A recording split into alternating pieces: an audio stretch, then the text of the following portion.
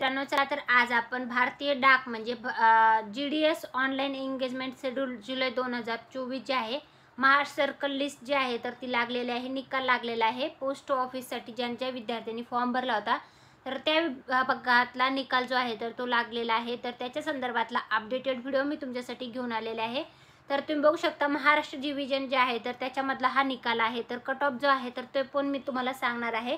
तर इथे EWS general, SC ST अशा संपूर्ण कॅटेगरीनुसार जो निकाल आहे तर तो लागलेला आहे.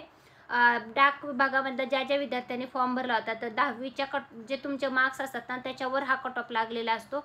कॅटेगरी वाईज आणि तुमचे जे जिल्हा वाईज जो कट ऑफ आहे डिव्हिजन वाईज तो लागलेला आहे. याचं PDF जे आहे ती मी आपलं टेलिग्राम चॅनल आहे सरकार नोकरी जाहिरात त्याच्यावर उपलब्ध करून दिलेलं आहे. डाक विभागाचा ज्या ज्या विद्यार्थ्यांनी फॉर्म भरला होता तर त्यांनी त्यांचे मार्क्सचे यादीमध्ये नाव चेक करायचे. जे फायनल लिस्टमध्ये आहे तर त्या उमेदवाराच्या नावाची यादी जी आहे तर ती प्रसिद्ध झालेली आहे.